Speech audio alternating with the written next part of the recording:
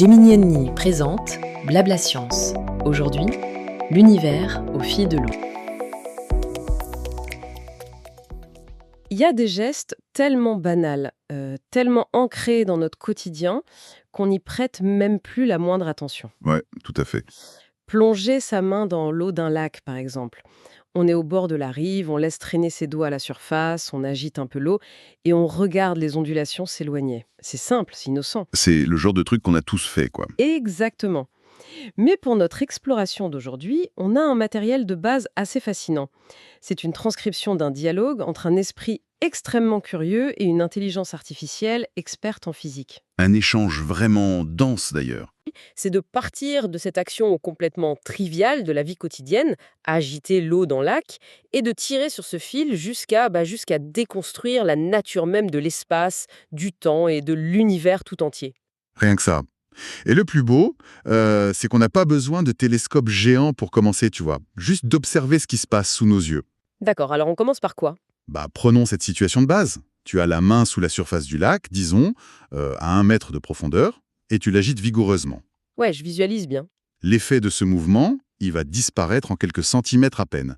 L'eau va tourbillonner un peu, créer de la friction, dissiper ton énergie sous forme de chaleur microscopique, et puis plus rien. Le calme absolu. Alors que si je fais ça à la surface, c'est complètement différent. Exactement. Si tu fais le même mouvement à la surface, à l'interface entre l'eau et l'air, là tu crées une onde, une vaguelette qui a le potentiel de traverser le lac d'un bout à l'autre.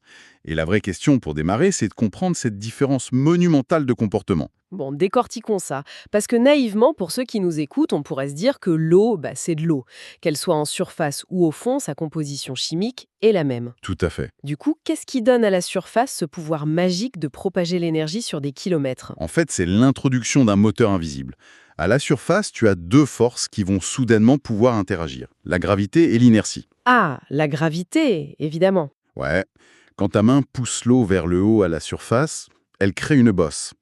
L'eau sort de son niveau d'équilibre, et immédiatement, la gravité de la Terre dit non, et elle tire cette masse d'eau vers le bas pour aplanir la surface. Sauf que l'eau s'arrête pas sagement au milieu, j'imagine. Non, parce qu'en tombant, cette masse d'eau acquiert de la vitesse. Elle prend de l'élan. Elle a donc trop de vitesse pour s'arrêter net au milieu, c'est ça? C'est ça, c'est le principe même de l'inertie. L'eau dépasse le point d'équilibre plat, et elle creuse un trou. Et ce trou force l'eau adjacente à être chassée vers le haut, ce qui crée une nouvelle bosse un peu plus loin. Que la gravité va à nouveau tirer vers le bas et ainsi de suite. Exactement. C'est un cycle perpétuel d'auto-alimentation. Et il faut bien visualiser ce qui se passe au niveau moléculaire. L'eau elle-même ne voyage pas d'un bout à l'autre du lac. Oui, sinon on viderait le lac sur la rive opposée à chaque fois qu'on jette un caillou. C'est clair. En réalité, les molécules d'eau font des cercles sur place. Elles montent avec la bosse, avancent un tout petit peu au sommet, redescendent dans le creux et reculent pour revenir à leur point de départ. Donc une onde, ce n'est rien d'autre que le transfert d'une information et d'une énergie. C'est pas le milieu qui se déplace. Voilà, c'est exactement ça. Mais alors ça m'amène à un détail dans nos sources qui m'a toujours un peu perturbée. Peut-on dire qu'un lac profond est paradoxalement une meilleure autoroute pour la vague, là où un lac peu profond agit comme un chemin de terre plein de friction? L'analogie de l'autoroute est très juste. Ça s'explique par la géométrie de ces fameux cercles que font les molécules d'eau. Comment ça? Quand une vague se déplace en surface, elle entraîne les molécules en dessous d'elle par friction. Mais ce mouvement circulaire diminue de façon exponentielle quand on descend en profondeur. D'accord, donc ça s'atténue très vite. Ouais. En physique des fluides, on a ce qu'on appelle la règle de la moitié de la longueur d'onde. Si la distance entre 2 crêtes de ta vague est d'1 mètre, à 50 cm de profondeur, l'eau bouge à peine. Donc dans un lac profond, l'onde s'en fiche complètement de ce qui se passe au fond. C'est ça, elle ne sait même pas que le fond existe. Elle garde toute son énergie concentrée à la surface.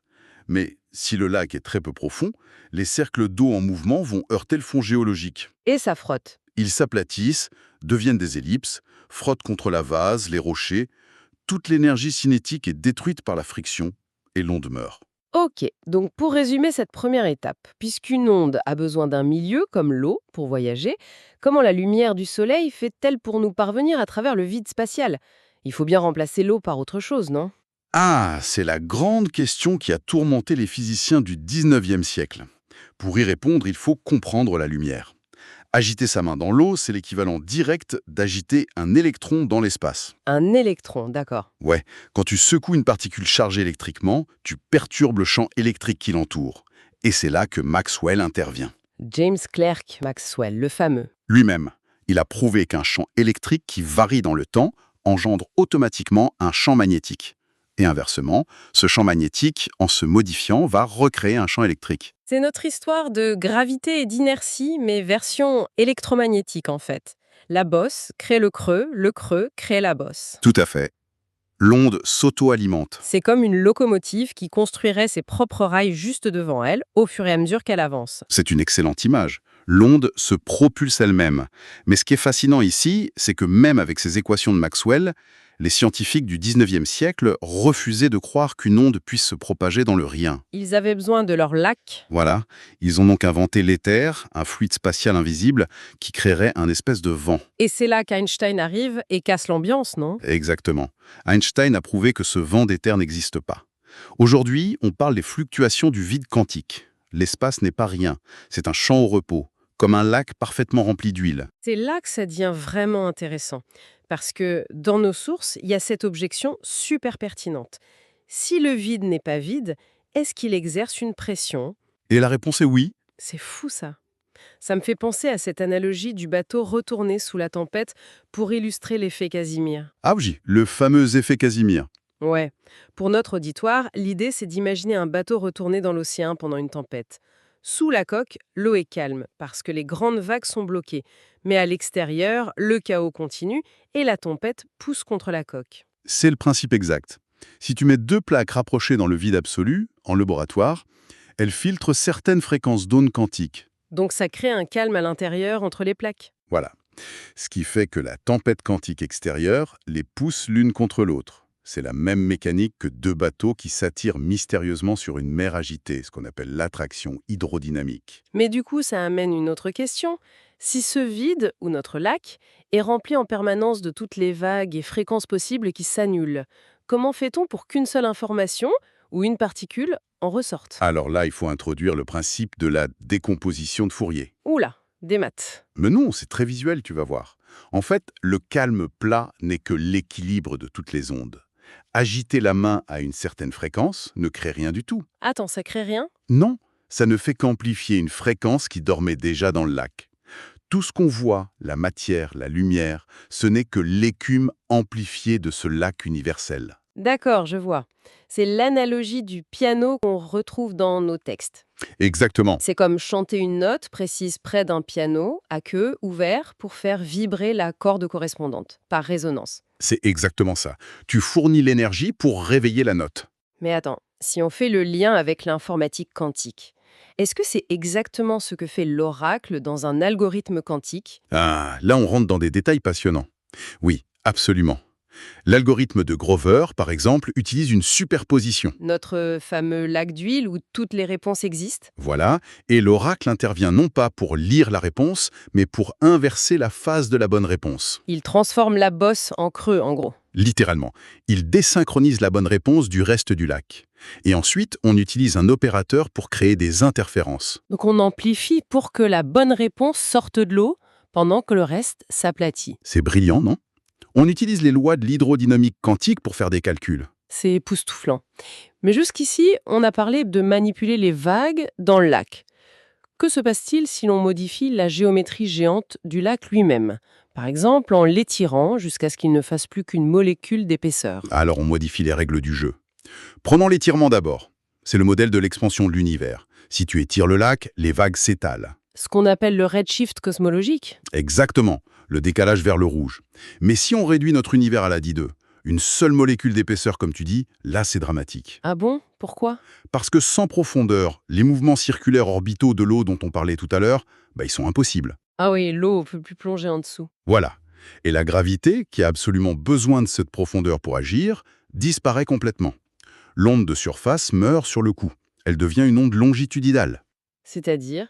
Des chocs en chaîne. Les molécules se rentrent dedans en ligne droite, un peu comme un mouvement de pouce-pouce ou des boules de billard. Mais alors, si le mouvement devient juste des chocs en ligne droite, ça change la notion du temps aussi, non? Ah, tu mets le doigt sur un truc crucial. Si l'on relie ça à la vue d'ensemble, le temps lui-même change. Sans onde fluide, le temps devient granulaire. Granulaire? Ouais, un tic-tac saccadé entre deux collisions atomiques. C'est plus un fleuve continu, c'est un stroboscope. Et le pire, c'est que si l'expansion continue trop, les molécules s'éloignent tellement que les collisions s'arrêtent. Et sans collision, le temps s'arrête. C'est ce qu'on appelle le Big Freeze, la mort thermique de l'univers. Mais alors, qu'est-ce que tout cela signifie concrètement, hein? On touche au mur de la physique moderne, là. Si la gravité disparaît quand on enlève la troisième dimension, cela signifie-t-il que chercher la gravité au niveau quantique, à l'échelle d'un atome, c'est totalement illusoire? Eh bien, pour beaucoup de physiciens aujourd'hui, oui, c'est une illusion. C'est ce que disait notre source. C'est comme chercher une vague de 3 mètres dans un seul atome d'hydrogène. Cette métaphore est parfaite. C'est la base de la théorie de la gravité émergente, proposée par des gens comme Eric Verlinde. La gravité émergente? Ouais, l'idée que la gravité n'est pas une force fondamentale, mais une propriété statistique qui émerge de la géométrie 3D à grande échelle. Comme la température, tu vois. Un atome seul n'a pas de température. Ça n'émerge que quand des milliards d'atomes s'agitent. D'accord, je comprends. Mais alors, s'il a fallu enlever la troisième dimension pour tuer la gravité et figer le temps, d'où viennent ces dimensions à l'origine? Elles ont toujours été là? Absolument pas. Et là, on renverse complètement le paradigme avec la théorie de la géométrogénèse. Ouh, joli mot. Ça veut dire quoi en clair? Ça veut dire qu'au moment de la singularité initiale, le Big Bang, il n'y a pas de surface, pas de dimension du tout. On est en 0D. Un point sans taille. Même pas. C'est un non-espace. C'est la pression immense de l'énergie étouffée qui va littéralement craquer et forcer la création des dimensions, la longueur, la largeur, la profondeur, juste pour pouvoir s'échapper. Donc l'espace est créé comme une soupape de décompression? Exactement. L'énergie sculpte les dimensions pour respirer. Et du coup, la gravité, dans ce modèle, serait la mémoire élastique de cette compression, qui tente de ramener l'énergie à son point d'origine. Mais si les dimensions sont créées par la pression, que se passe-t-il si la pression devient trop forte pour notre univers en 3D? C'est une hypothèse vertigineuse. Si la pression est trop forte, l'espace pourrait craquer à nouveau, libérant une quatrième dimension spatiale perpendiculaire aux trois autres. Une sorte d'hyperbosse sur notre lac. C'est ça. Et ça permettrait des raccourcis incroyables, où le temps de trajet deviendrait nul. La téléportation, en gros. Ouais, les fameux trous de verre. Et ça rejoint complètement l'idée de la théorie des cordes, qui dit que ces dimensions supplémentaires existent, mais qu'elles sont repliées sur elles-mêmes parce qu'elles sont sous-pressurisées. Waouh! Bon, on va essayer de résumer brièvement le voyage stupéfiant qu'on vient de faire aujourd'hui pour ceux qui nous écoutent. Je t'en prie, vas-y. On a commencé par patauger dans un lac, 30 îles, pour finir par comprendre que la matière, la gravité et nos 3 dimensions ne sont que les vagues et l'écume d'un océan quantique sous pression. Et la grande leçon, c'est que la physique démontre que les lois de l'univers sont fractales et se répètent. C'est-à-dire? Regarder la surface d'un café, le matin, ou d'une flaque d'eau, c'est littéralement observer la mécanique qui régit la naissance de l'espace-temps. Rien n'est jamais vraiment vide, ni vraiment calme. C'est fou de se dire ça en buvant son café.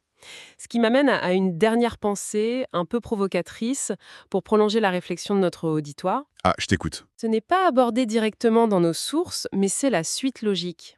Si nos 3 dimensions sont nées de la pression extrême du Big Bang qui cherchait à s'échapper, et que notre univers ne cesse de s'étendre et de se refroidir, Ouais.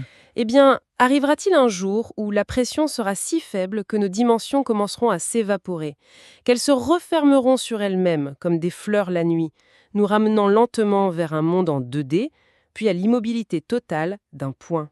C'est le silence absolu du grand lac quantique. Exactement. Ça donne le vertige, non? Et c'est là-dessus qu'on va se quitter. Merci à tous d'avoir suivi cette exploration. Continuez de poser de grandes questions face aux petits phénomènes du quotidien et à très bientôt.